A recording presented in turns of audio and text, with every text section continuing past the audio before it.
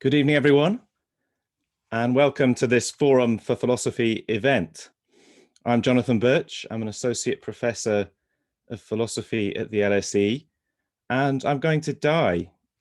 So are you. We're all mortal beings.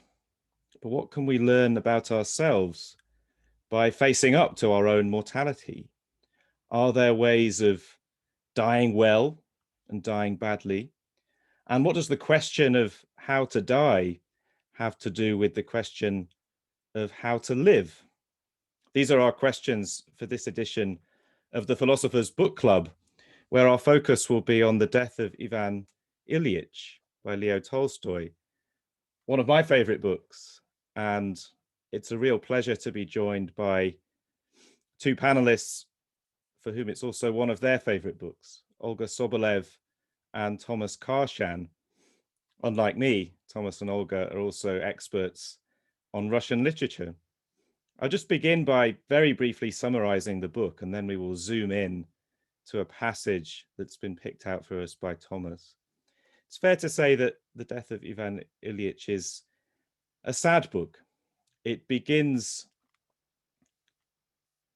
with Ivan Ilyich having just died, and his colleagues in the Court of Justice hear the news of his death, and they're shocked by it, but within moments their thoughts turn to jostling for position and who might be promoted as a result of this and who might gain from it. We then go to Ivan Ilyич's wake, where his friends, well, they want to do what decorum requires, but they also want to get out as quickly as they can and get back to playing card games. Tolstoy then takes us back to review Ivan Ilyич's life, a short life. He dies in his 40s, but a life that, as Tolstoy repeatedly says, has been cheerful, pleasant, decorous.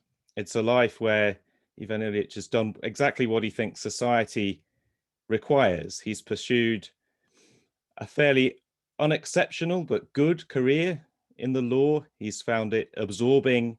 He's loved the sense of power that it gives him. But from the way Tolstoy describes it, this life is in some sense empty. There's something missing from it.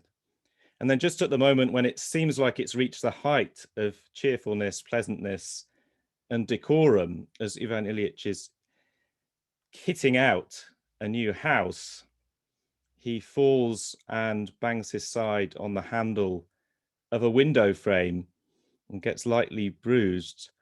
It's never quite clear if this is really the start of his illness or not, but it's what he thinks is the start of his illness. From that moment, he seems to be in this slow decline. We're never sure exactly what he's got. He's not sure about it either. All the doctors say different things. What's clear is that he seems to be getting worse and worse and starts to realize that maybe there's no way out and maybe he has to face up to his own mortality and the end of his life coming sooner than he might have expected. And that's about the point where we get to Thomas's chosen passage, which is at the start of chapter 6. So Thomas, do you want to read out the passage you want to talk about?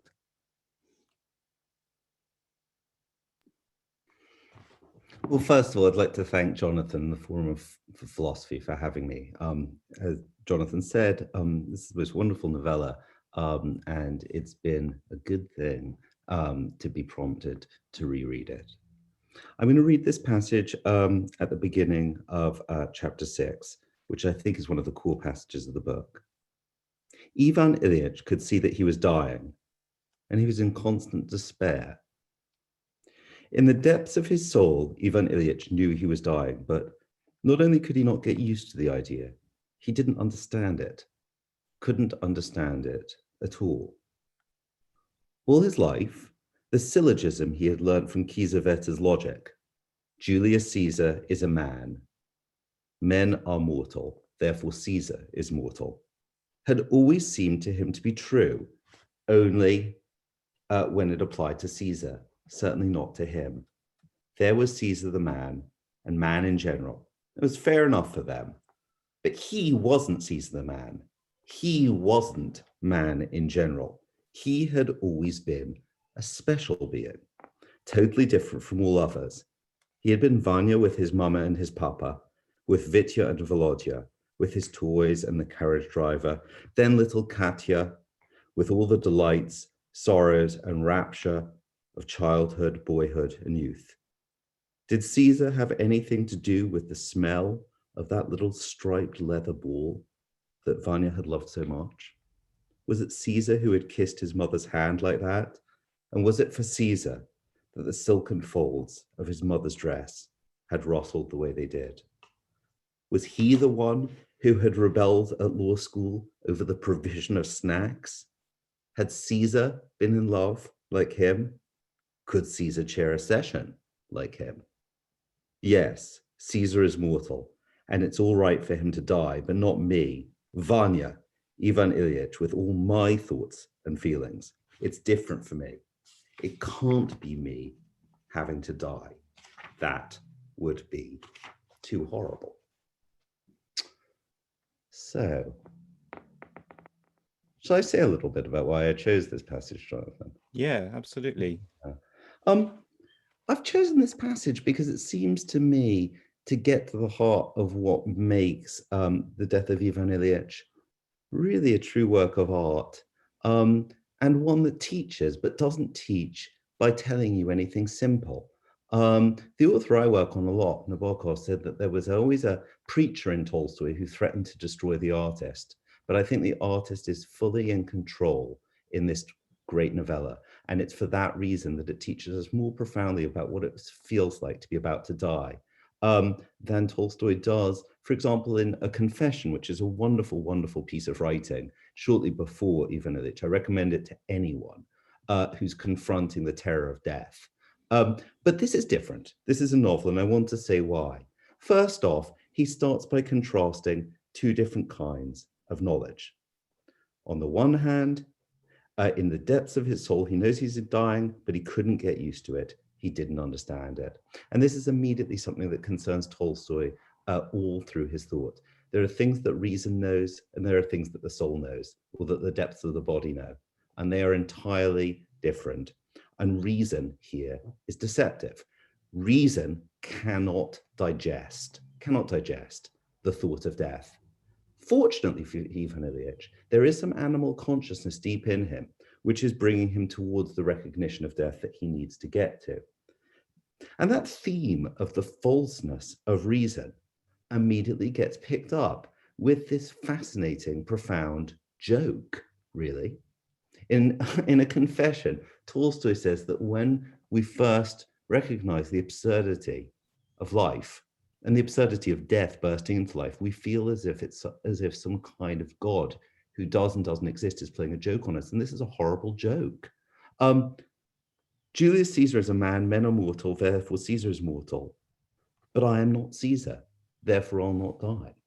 I mean, it's absurd and it's childlike. And as it happens, the author I've worked on a lot, Nabokov, picked up on this. And I only realized this when I read it a few days ago. In his 1962 novel, Pale Fire, the poet says, a syllogism, other men die, but I am not another, therefore I'll not die. And like all good paradoxes, on the one hand, it's absurd, and on the other hand, it points to a very deep truth.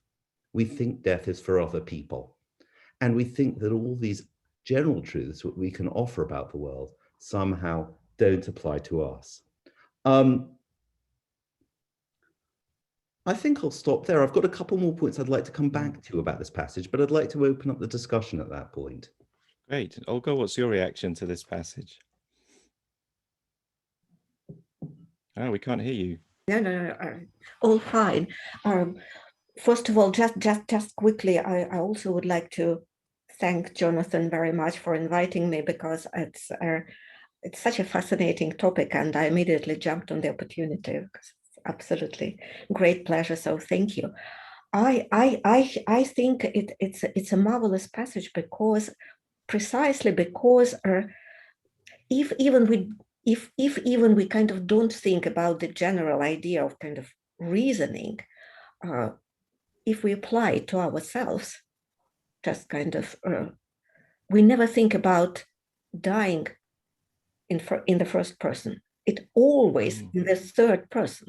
It's the death of somebody else rather than my own personal death. So you always think of it that, yes, it's absolutely horrible. It is sometime probably I will be in this position, but not now. Not now, and well, not in the near future. So you never project this experience upon yourself. And in this respect, I think it's an absolutely marvelous, piece which shows not only kind of the extent of this kind of distance from death, but also that, well, these people who surround Ivan Ilyich, they're not malicious. They're not bad people at all, but they can't relate to his sufferings. They can't even express, they can't even find the language in themselves to express their sympathies properly, because nothing strikes the chord, nothing resonates in them. So that's why they not only they can't find the inner language to express and to share the feelings, they even can't find the language among those offered by social conventions. Hence, this absolutely ridiculous and comic scenes where they don't know how many obeisances to perform, whether to perform these obeisances simultaneously with crossing or separately. So what I'm saying that they don't have the language even to express these feelings, because the distance is absolutely enormous. And I find that was shown to striking clarity in this piece, and with great kind of simplicity and absolutely kind of great depth and great understanding of the matter, I would say. Olga, do you think organized religion is to some extent in the firing line here? Tolstoy very critical of it in the Confession, written at a similar time. And as you say, you know, there's this sense of all the rituals people perform around death not really helping, almost being a displacement activity for the real confrontation with their own mortality. Absolutely. And these are, well, actually, this is not only, I must say, Tolstoy's, Tolstoy had probably, everybody knows that Tolstoy had a very peculiar understanding of religion, his own religion, and which had nothing to do with the Orthodox organized religion. And of course, this is reflected here, and that's why partly, well, the religious part, like confession and all religious rituals, they don't play any role practically here, because this is not important. And but this is a wider point, because not only Tolstoy had a very kind of peculiar attitude towards religion. I would say, generally speaking, Russian liberal middle class intelligentsia, like Ivan Ilyich, they were not religious at all. They were all, I would say, mild atheists, because this was typical. Everybody knew this. Of course, they went to church because it was necessary for christening, for wedding, that was a social convention, but deep down, they were not. And to prove this, we can recollect Tolstoy's War and Peace. When Prince Andrei goes to war, his sister Maria gives him an icon to kind of to take with him, and his response is, "Okay, I'll take it. It doesn't weigh much." So it doesn't have any meaning to this. Yeah. I thought there was such an interesting point Olga was making about people not having the language to describe death. Right at the end of this section, section 6, Ivan Ilyich himself keeps describing death simply as it, in italics, almost like Freud's Das Es, the it. It's just what escapes language. And I think that kind of follows on from the paradox that everyone else will die, but I won't die. That death is something that breaches the ordinary ongoingness of social life and embarrasses everyone, and is disgusting. It's these things all the way through the book. It's embarrassing. It lacks decorum. It's embarrassing and it's disgusting. And you have a really strong sense that social life is constructed in order to conceal it. And even most thoughts exist to conceal it. That's what comes to Ivan Ilyich very shortly after this passage. He thinks, well, surely if I was actually going to die, there would have been some inner voice that would have told me so. And what's that's giving you? Something that's so strong in Tolstoy, which is this feeling he has that actually all of our thinking, it's quite a Buddhist thought, all of our thinking is a defense against death. I think that's a very, very strong thought there. The other thing I wanted to say about this passage is that this paradox, if you keep turning it, it exposes something really important. Other men die, but I'm not another, therefore I'll not die. Julius Caesar dies, man in general dies, but I don't die. We all want to feel individuals, and Tolstoy has sympathy for that, but the cost of that is a desperate loneliness. Actually, that's the other implication of it. Because what marks everybody else when I look at them is the mortality I can smell in them, the bad taste of it. In order to avoid pinning that on myself, I have to make myself lonely. And it's that loneliness that Tolstoy talks about quite often. And in a confession, he ultimately he says, I experienced this suicidal depression after my brother's death.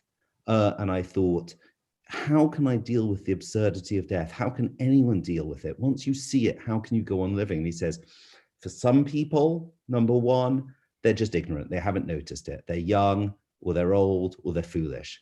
For some people, they just ignore it all their lives through Epicureanism, through living a life of delight.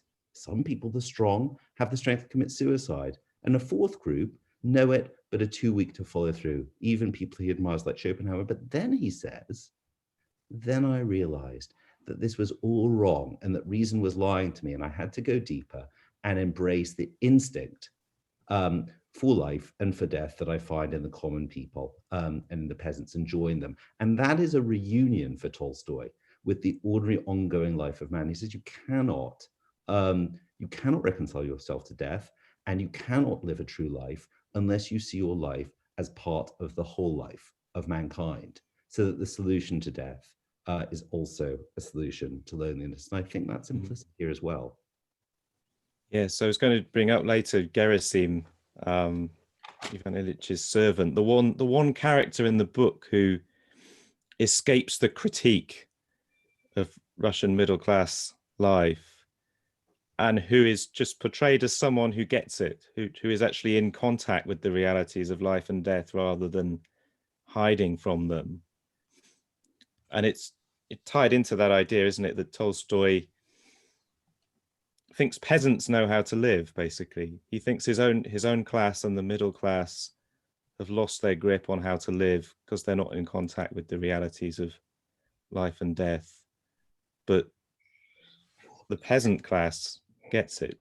And at this point, may I bring in, because before, even long before his major works, Tolstoy writes a very short story called 3 Deaths, 1959. It's a very important piece in connection to Ivan Ilyich, because in this little story, he talks about 3 different deaths. The first one is the death of a landlady, which is very similar to the one of Ivan Ilyich, but Ivan Ilyich understands something, or at the end he gets the right thing. And well, this is the key point of my passage, so I won't kind of talk about this at this point, but she doesn't. So she doesn't understand anything. The second death is the death of a peasant, which is very similar to 𝗍𝗵 in the story, and this a natural death, so no fear of death, because, well, the person naturally leaves this world. But most interesting is the third death. The third death is the death of an oak tree. This oak tree is cut down in order so that the cross can be made to put at the grave of the peasant. And when this tree is kind of being in the process of cut down, the tree is almost happy, because the tree feels that it will serve later for something, and mainly because the tree will liberate, will empty the space and the light for other trees.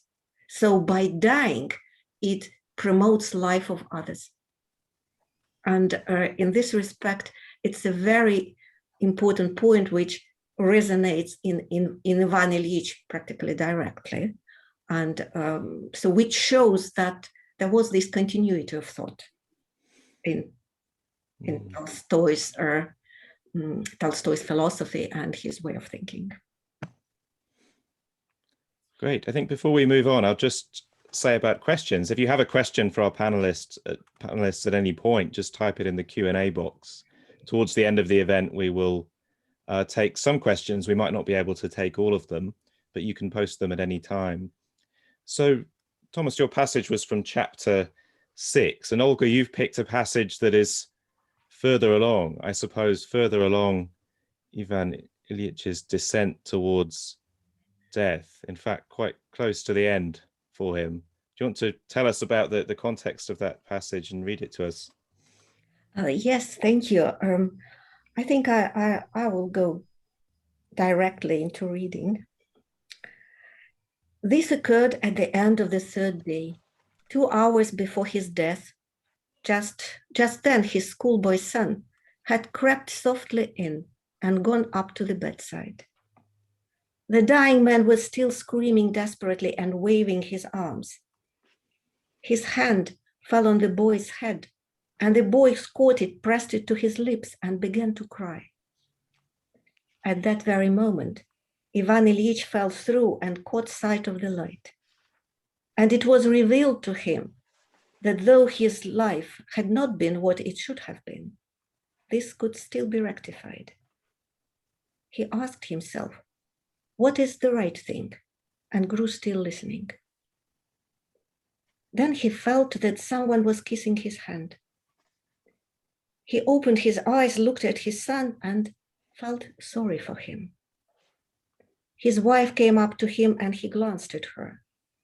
She was gazing at him open-mouthed, with undried tears on her nose and cheek and a despairing look on her face. He felt sorry for her too. Yes, I am making them wretched, he thought. They are sorry, but it will be better for them when I die. He wished to say this, but hadn't the strength to utter it. Besides, why speak? I must act, he thought. With a look at his wife, he indicated his son and said, take him away. Sorry for him. Sorry for you too. He tried to add, forgive me, but said forgo, and waved his hand, knowing that he whose understanding mattered would understand. So I chose this passage because, well, there are 2 points that I would like to highlight. The first one is that I feel that in this passage, Tolstoy reveals to us his reflections on how to conquer the fear of death. Because that very moment when Ivan Ilyich rejects his ego and starts thinking about the suffering of others rather than his own sufferings,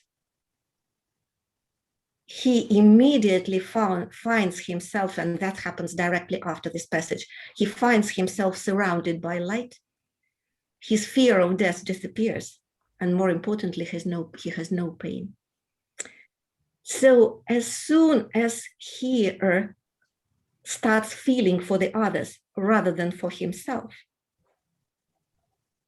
he immediately finds the right thing to do. And prior to this, well, practically throughout this story, he was absolutely impenetrable for the others.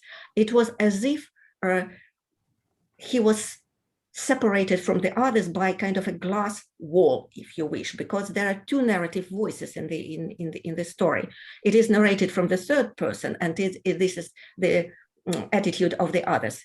And also there is a voice from inner voice of Ivan Ilyich, from the first person. And these two voices are absolutely separated from each other. And Ivan Ilyich feels that he's completely alone. And he says in the story, he felt very sorry for himself. That's his feeling throughout this story. He wept on account of his helplessness, terrible loneliness, the cruelty of man, the cruelty of God, and the absence of God.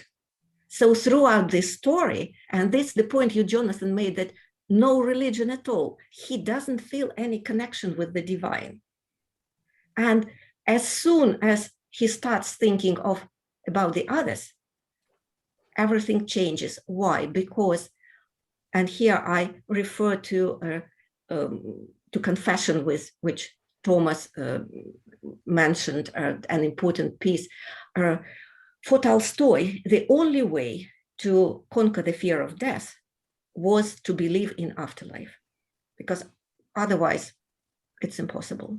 And believing in afterlife, it's not just believing in afterlife, it's finding the divine inside yourself. And what it means, finding the divine inside yourself, it means that you become a true servant of God. And a true servant of God has to do the work for God, which means to perpetuate the circle of life created by God. That means perpetuate the life of others in supporting God's creation. And as soon as Ivan Ilyich understands this and starts doing this, he immediately realizes that there is no fear, there is no pain. And this is a very artistically, I mean, it's a fantastic piece, because he's separated from other characters completely, but he's surrounded by the so-called meta characters.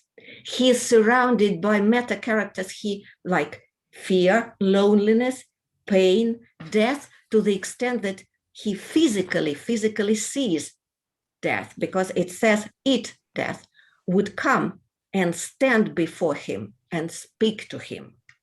And as soon as he realizes, he finds this world of the divine inside himself, which means he thinks of the others, these characters disappear. So in this respect, I think it's an important piece. Well, what do you think? Thanks, Olga. I was just thinking that Tolstoy also wrote a book called The Kingdom of God is Within You, didn't he? Oh, yes. Expressing his religious views and perhaps articulating that thought there. Thomas, what was your reaction to this passage? Well, first of all, it's important that this happens just when he's waving his arms around and he catches his son's head, and the boy takes hold of it, and he bursts into tears. So we've heard earlier that as Ivan Ilyich looks back at his whole life, he comes to feel that it's all false to him, except for some bright little vision of his early childhood. That's the one uncorrupted part of his memory. And again, it corresponds really closely to what he said in the confession, that, he could not accept death. He could not go on with the absurdity of life in the face of death until he realized that it wasn't that all life was wrong, just his life that he'd been living that was wrong. And he had to accept, simple as 2 + 2 = 4, he said, that everything he'd gone about his life was wrong. But that there was a reminder, a saving reminder of an alternative view of life, derivable from his childhood. And at this moment, we go into this voice that comes in occasionally in Ivan Ilyich, which is really the voice of, I think, childhood wisdom. It's very short sentences, and it's a very patient perspective. And at that moment, actually, he's watching over himself, both mother and child, to himself. You know, I was reminded very much of Tolstoy's description of watching his brother Nikolai die, who he was very close to. And he said everyone else wanted to look away, which of course is the point all the way through the story. But he stayed by his bedside and he lived with the agony. And that's what this story does. At the beginning, we see everyone else looking away. It frightens them. And they're delighted to hear that someone else has died, in the way that we're all delighted when we read about the death of someone else in the obituaries in the paper. They're delighted to know he dies. And that's because they do deep down know that they're going to die. But here, the whole story stays with him as he dies. And it's nurse-like in that way. There's a compassion, and it's actually compassionate towards all of us. It satirizes all of us as we see ourselves in the hypocrisy and the empty rituals of ordinary life, but only to confront us with what we need to be confronted by in order to be consoled. And I think I entirely agree. And I also would like to pick up on this marvelous kind of comment that you make about his inner child that is revealed like glimpses of hope throughout this story, and how this kind of authentic voice is picked up at the end. And because in this passage, sorry, can't resist, because here we have a very interesting instance of mistranslation. Mistranslation, the point where he says he wanted to say forgive and instead said forgo. This is in my translation by Louise and Alma Maud. In the Russian original, he says he wanted to say прости, which is indeed forgive, but instead said пропусти. Пропусти means let me through, let me pass. You would agree that it is not exactly the same as forgo. Yeah. And I looked through other translations. They are even worse. The alternatives that I found is, first of all, he wanted to say forgive, but said forget, which is completely out of place. He wanted to say forgive, but said for goodness, which is even worse. Yeah. He wanted to say forget and said free me, which is probably the best alternative. But still, I can't understand. It's for some mysterious reason, all translators try to pick up on this phonetic similarity between прости and пропусти and drop the meaning, because the meaning of let me through is it is an imperative, so it implies the agency of the subject. For the first time in his life, Ivan Ilyich made the right decision and made it himself according to his own principles, not according to social conventions to which he constantly complied and kind of lived his life in accordance with social conventions rather than in accordance with his inner authentic voice. And by making this decision, if you wish, so to speak, making this existential choice, to use Sartrean terms, and the stories can be used as a perfect illustration for Sartrean philosophy, he earns this passage to the world of life. So practically, I've done the right thing, let me through. And even more interesting, because in the Russian text, there is no pronoun. It is let through, let pass. You can insert any pronoun. You can say let me pass, or you can say let him pass. And this ambiguity is very important for the meaning, because let me through to the world of life, to the world of light, sorry. But equally, let him, I mean, the word of God, the divine, into my heart. So these two processes are simultaneous, and if so by letting the divine in his heart, he is allowed to pass through to the world of light. So, and I think, well, he's picking up this authentic voice of a child, which Thomas so marvelously highlighted. I mean, that's a beautiful point about the proposed, about let it be through, let it through. Because forgive, what does it mean? Empty words. What Tolstoy would have thought was just mouth talk, empty language. Tolstoy was beautifully described as the seer of the flesh by the late 19th century critics, the one who sees the truth in the way a body moves and who experiences the fundamental truths of life in that physical existence in life. Olga pointed us to the very early but profound story, Three Deaths, where the final death is that of a tree, just making life. And I think that's exactly, and allowing light for the other trees to grow. And just to amplify what she was implying there, that's exactly what we're getting here. Let it through, let me pass, so that others will have space. It's actually childlike in the way that Tolstoy is always childlike at his best, and profound. And actually something is correcting his voice. And there's a very distant echo there also of a similar sounding word, 𝗏, at the beginning of chapter 2, when we're told that Ivan's life was simple, 𝗏, ordinary, and horrendous.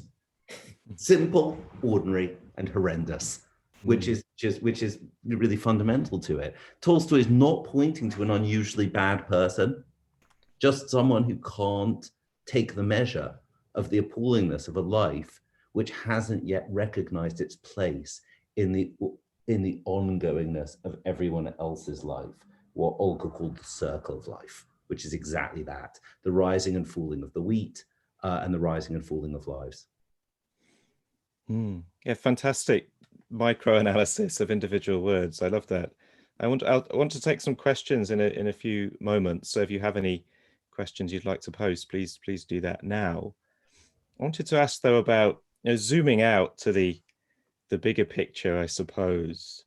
We've got this idea that Tolstoy's relationship with religion is very complicated, that he rejects the solutions of organized religion as being bogus, but he thinks in some way, if you want to reconcile yourself to your own death and approach it without fear, the solution is not the Epicurean solution of just only seeing value in particular experiences and thinking, well, I won't suffer, so don't worry about it, but rather in embracing a simpler, I suppose, childlike kind of religion that involves, I think the phrase in the confession is living your life not for yourself, but for all. Just this simple empathizing with, connecting with the rest of humanity, I suppose. I wonder what you think, if we're not religious, if we're approaching this in a secular way, what can we, and if we don't believe in a supernatural afterlife, what can we take from this? Can we still find solace in the ending of this book, or should we think, well, if there's not really an afterlife, then Tolstoy was just as wrong as the people he criticizes? Can I say something about that? I think, I would go back again to Olga's phrase about the circle of life. Hannah Arendt makes a distinction in her book, The Human Condition, between three views of life: one that views life as labor, one that views life as work, and one that views life as the vita activa. Just very, very briefly to say, for her, the worker is something like the craftsman or the builder, and they make objects which they hope which will survive themselves and which will stand. The laborer is more like an agricultural laborer, and they see the fundamental being in existence as something like mowing, planting. Nothing needs to survive. Nothing needs to be immortal. What is good in the laborer's view of the world, and this I think is very much Tolstoy, is just submerging yourself in the ongoingness of life, the planting of the seed, and the taking in of the corn, birth and death. So I don't know about Tolstoy in the afterlife. It doesn't seem to me nearly so important. Actually, I think his consolation is being part of life with a capital L, which embraces everyone and fully includes death. And just to capitalize on this, I would like, there were quite a few people who influenced Tolstoy's thought and his philosophy. One of the major persons who kind of was a very important person for Tolstoy was Pascal. And there are similarities in their life. So also kind of two stages of departing from the secular world, being involved with religion, and then departing to monastery. And for Tolstoy, it could be his kind of departure from his manner. But anyway, I think Pascal's wager would be very much applicable to Tolstoy and close to his heart, which is if you believe in the divine, then and you live your life as a true servant of God, then it's a winning situation, because if it exists, I mean the afterlife, then you win. If it doesn't, well, then you lose nothing. Well, I think Pascal's wager is a terrible argument, so I don't want to drag Tolstoy down to that level.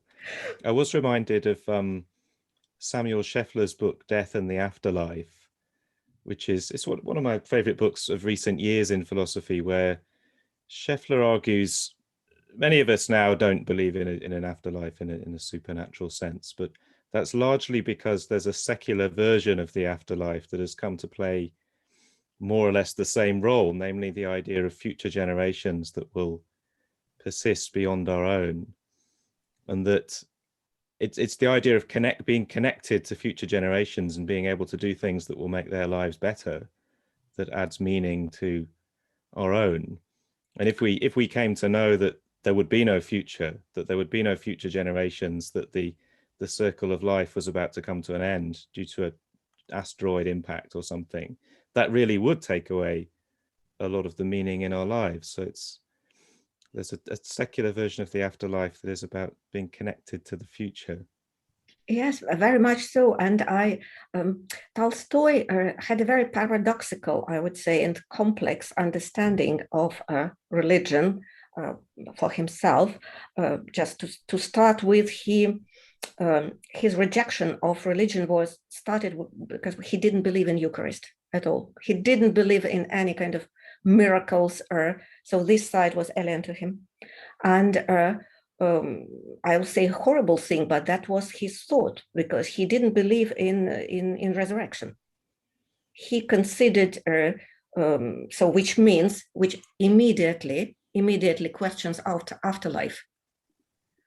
So he had a very peculiar understanding of the divine. For him, Jesus was just a man who explained how to be a good servant of God. And we all have to follow, nothing else. So he didn't believe in the divine nature of Jesus either. So it is, you would agree, it's a very paradoxical acceptance of faith and religion if you reject all main dogmas of kind of religion. It's fascinating how idiosyncratic he is. And he had this whole following, didn't he, of Tolstoyans. And was very influential on people like Gandhi. Oh, yes. Martin Luther King. The pacifism was an absolutely central part of his version of Christianity, and huge influence on the tradition of non-violent protest. I want to take some questions though from the audience. So here's one: what's the best available translation in terms of the best relation between accuracy and good English? Any views on that? I don't think I can single out any, or because we have several translations by Constance Garnett, by Louise and Alma Maud, by Volkonsky.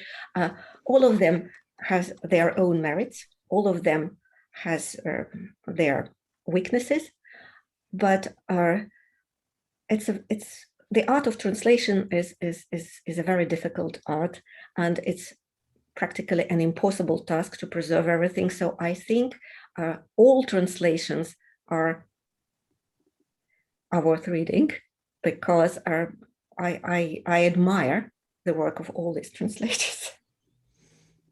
Yeah, I've been reading this one by Peter Carson that I enjoyed a lot. I'm no expert, as I said at the beginning, but it seems extremely well put together. And the fascinating thing about it is that Carson himself was dying while translating the book and died soon afterwards, and it was published posthumously.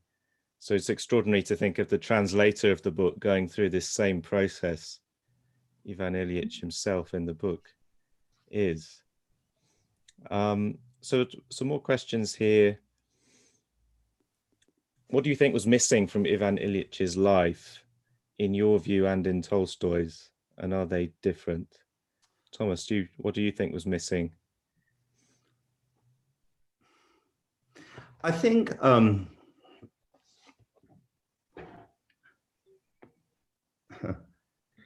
so. I think it's quite subtle, actually. It's easy to rephrase the book in a simplistic way, as I've seen it done occasionally. As well, you know, he was preoccupied with the superficial and with card games, and he wanted to have power over other people, and all that's true. But I think Tolstoy looks deeper and more sympathetically into what's driving that desire for distraction and for power, and why it is that he doesn't want to open himself to a real relationship with his wife. I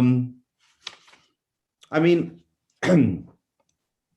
he's really, I think actually Tolstoy would say he wasn't alive in the first place, precisely because death was so threatening to him that he hadn't embraced it. And that's why all the way through the book, death is kind of like, it's disgusting.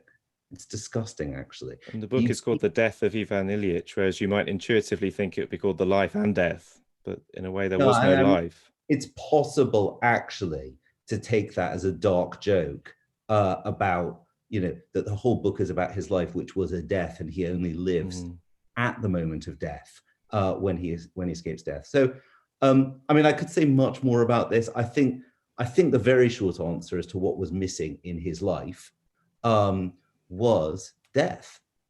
That's actually the very short answer. Death, which would have opened him to a real relationship with other people, and therefore would have meant he didn't need to find defenses against reality in distraction and power. And I think I also would like to highlight this authentic voice of an inner child that was present, and that he let go. He didn't kind of listen to his voice. That's probably also an important point. And just to pick up, because Thomas, you mentioned Nabokov. Nabokov mentioned the death of Ivan Ilyich in his lectures on Russian literature, precisely, and not only this. Well, the ball that you mentioned in your passage, Nabokov picks up this ball and gives it into the hand of Godunov-Cherdintsev in The Gift.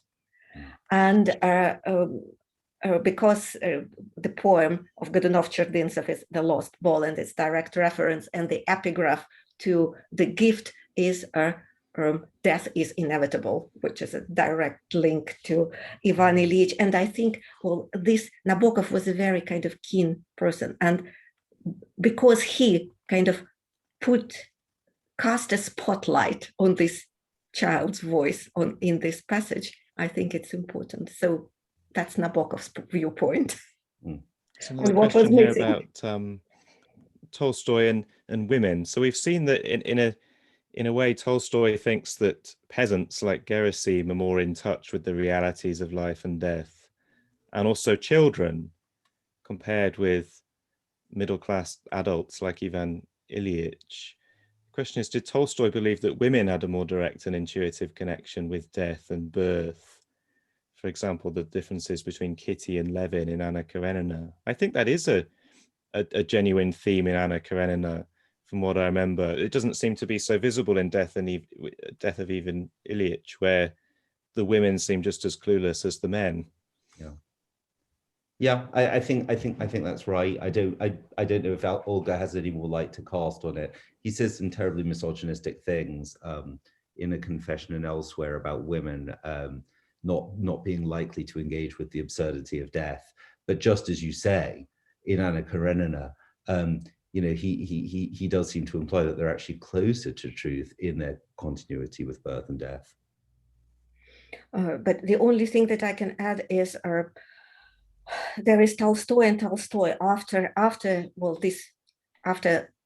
he went through this so-called Arzamas horror, which he experienced in 1869, when for the first time he experienced this horror of death himself. He decided his attitude completely changed. So his later works are different from his earlier works. And just to add a bit of a context to this, the first time that Tolstoy attempted to leave his family and to leave his manor, Yasnaya Polyana, was precisely in 1884, when he started writing Ivan Ilyich. So the quarrels between him and his wife are very much reflected there. So we can't expect any positive attitude to women in late Tolstoy. So there's another question now. What do panelists make of the fact that the cause of the illness is unclear? It correlates with the fall, but the fall shouldn't have caused such an illness and death. Is it absurd for the fall to have led to this? There is a sense in which the fact that Ivan Ilyich doesn't know what is going on adds to the absurdity, isn't it? And the absurdity that at the very moment he was kitting out a new house with curtains, this would kill him. It's one of the really dark sources of humor in the book, I suppose. What are your reactions? I think it's an interesting, I mean, there's a chapter about how, first of all, we learn that he can't get on with his wife, and that when she's pregnant, she's shouting at him all the time. And he learns very, very efficiently to shut her up and shut her out and not listen to her. And then he buries himself in his work, and there's the implication that he puts his love into his work and even his sexual drive into his work. And that's one way of shutting her out, and with her, all the annoyance of reality. And then in the next chapter, we read that he's kitting out the house. So it's one of those moments when, in the midst of distraction, in the midst of fervent distraction, you know, he's hoist by his own petard, really. I think that's the point, is that, you know, he actually slips while he's in the midst of building this vast edifice to shield himself from death. Yes, and there is a lot also of, I entirely agree, a lot of dark humor here, because I think there were two professional domains that Tolstoy hated. The judges and the doctors. Probably only Molière hated the doctors in the same way as Tolstoy. So the fact that the doctors can't get it is very typical for Tolstoy, to the extent of ridiculousness, because we are talking about, he actually injured his left side, I think. And we are talking about floating kidney and also appendicitis. Appendicitis is on the right. So this is a bit of a contradiction in terms of medical viewpoint. and there is a lot of satirical element, I think, here in Tolstoy's attitude to this profession. If I could make one connection, I know we'll want to move on with a question, but I'd just like to make a connection between that passage in which he slips on the ladder and hurts himself, and that leads to his death, with a passage which might seem completely different in very, very early on in the first chapter. Ivan's friend 𝗏𝗏 has come to visit the widow. And as he sees the widow, as he sits down on the poof, on the cushion, 𝗏𝗏 remembers when Ivan had been decorating his room and had asked his advice about the pink cretonne with the green leaves. And then on the way past the table to sit down on the sofa, the widow snagged the black lace of her black shawl on the carved edge of the table, and 𝗏𝗏 rose slightly to disentangle it, releasing the poof, which quivered and pushed up at him, and the widow began disentangling the lace herself, so that 𝗏𝗏 sat down again, crushing the rebellious poof back into submission, but the widow had not finished disentangling herself. And it's just this almost Marx Brothers scene of bodies tangling up and clothes tangling up. And I just draw attention to this because I think it's the feel of the book, the embarrassment and the encumbrance of existence. Going back to Olga's insight that at the end, Ivan says finally, I will make space, or let me go. Until that moment, he and all the other people in their book, ultimately, how do they experience the world? They experience as something that gets in the way, and that they get in the way of, and that it generates this constant sense of life as a muddle and an encumbrance.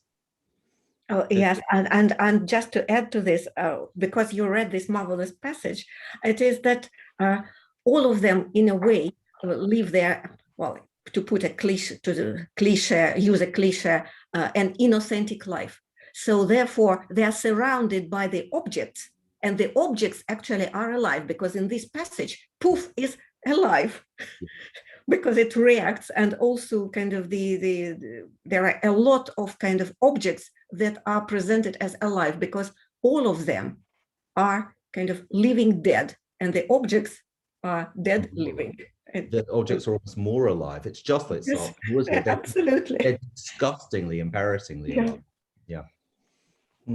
There's some remark very close to the end that I couldn't quite find, where the idea of getting snagged on something appears again, and Ivan Ilyich feels as if he's got snagged on his inability to recognize that he'd lived his life in the wrong way, and as soon as he unhooks that, yes, he's off into the light. So that amazing scene with the poof then reappears, resurfaces at the very end.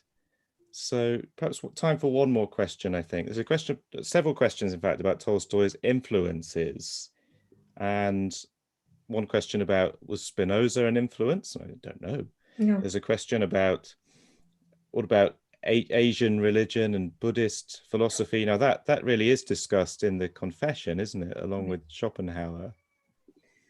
Yes, but because Schopenhauer was a Buddhist, essentially, and there is a lot of Buddhist influence in Tolstoy, and also Oriental philosophy, Tao and 𝗏𝗏. And if we can give an example, the best character that reincarnates 𝗏𝗏's philosophy of inaction will be Kutuzov in War and Peace. So there is a lot of Buddhist influence in Tolstoy, even in his kind of religious view, because like Buddha, he understands the suffering of the world and turns to religion. So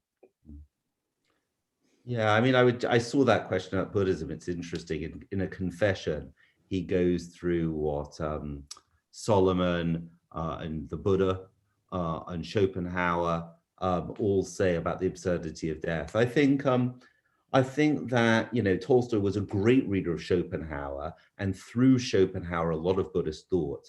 And I think one of the things that's interesting about that emerged in the death of Ivan Ilyich is that the will is fundamentally corrupt. The will, life is, we are all pinioned. We are all enslaved by a blind willfulness of life. And reason itself is corrupted as an agent of that willfulness. So the short, decisive sentences of Ivan Ilyich are all in some ways mimicking that blindness or that half vision of the will. And I just make a link from that to one of the most interesting things about Tolstoy, which a lot of people don't know. Or uninteresting thing about him is not just who influenced him, but who he influenced. Because I don't think most people realize that Tolstoy, not only was he a great novelist, but he also gave rise to the doctrine of nonviolence, which shaped some of the most successful social liberatory movements of the 20th century, because Gandhi was directly in dialogue with him on the doctrine of nonviolence shortly before Tolstoy's death. And that's where that comes from. And that is linked to a view that actually you have more strength if you don't exert your will than if you do.